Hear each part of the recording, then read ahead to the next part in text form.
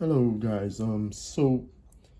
Last time in my previous video I showed how to graph a system of linear inequalities and two variables. In this case I'm going to show you pretty much the same thing here. The only difference here is that we have a system of linear inequalities, but one of them is a it's not a system of linear inequalities. It's one linear inequality and one non-linear inequality. Okay, as in this case here, the first one is non-linear. Okay, it's a curve. As you can see, it's a parabola. So as we have it here, remember what we said. So what we'll graph really would be these two guys here. So the first one would be y equals to x squared minus 4. Second one would be x minus y equals to 2. So once we graph these two separately, so it will be pretty easy for us to do what we have to do. Okay, so I'm gonna use, for the first one here, for the this is the linear, this is the coordinate plane. So I'm gonna, for the first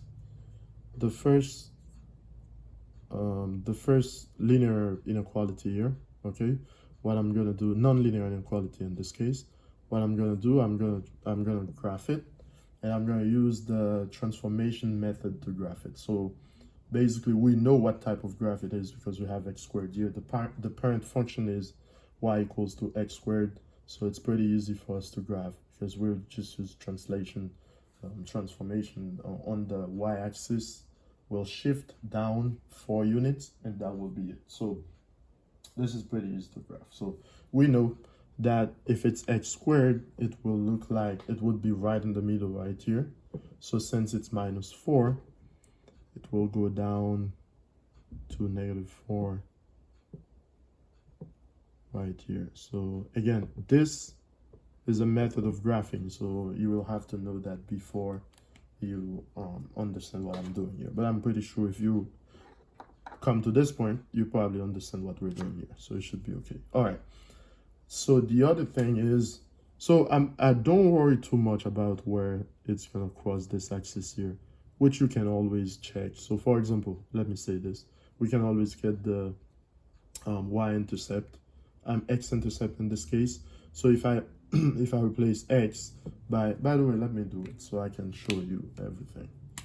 So if I have, as I said, it was y equals to x squared minus 4, I know already it will pass through the -4, so I can just need to check for x-intercept. Now for x-intercept, y will be 0.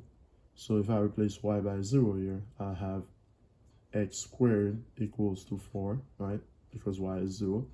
Therefore, x will be plus or minus the square root of 4, which is 2. So plus or minus 2.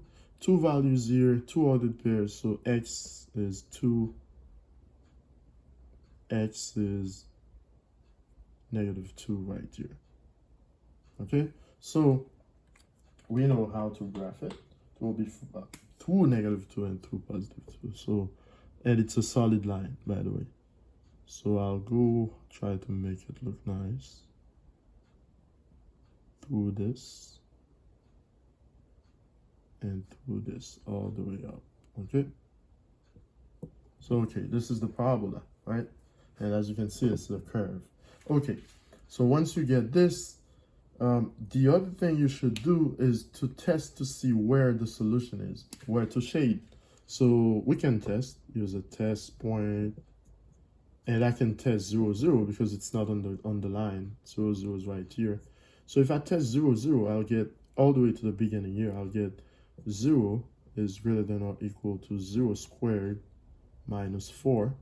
So 0 is greater than or equal to -4. Is it true that 0 is greater than or equal to -4? We know this is true. So since it's true, I can actually shade the part that has the 0, 0, which is right in the middle here.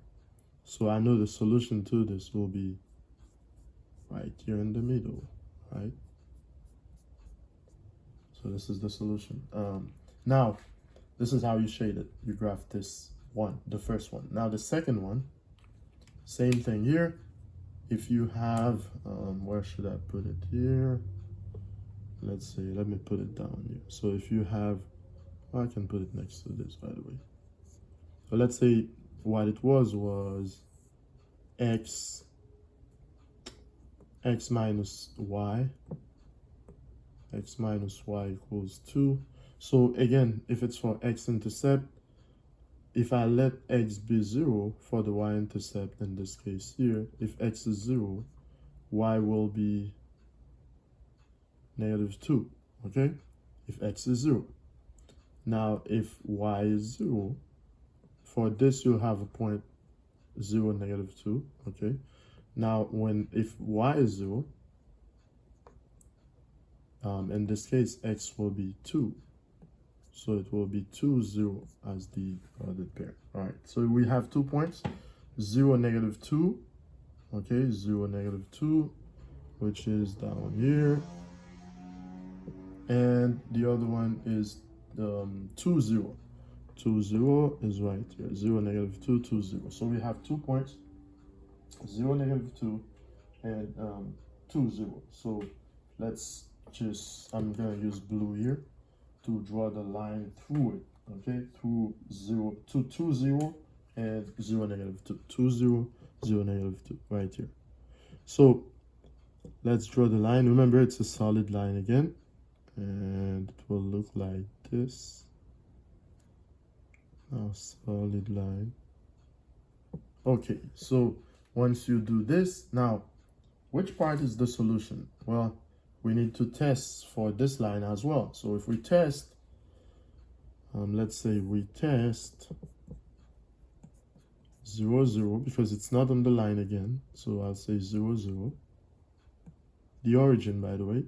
So then it will be, from here, the second equation, inequality here, it will be 0 minus 0 is greater than or equal to 2, or 0 is greater than or equal to 2, which is false. Okay, so this part is false. I'm going to shade the other side of the line. So the other side will include this. Turns out this will be the intersection. This will be the solution. So I just need to erase. And I like to do it this way so you guys could see everything. Could make sense to everybody. In this case here,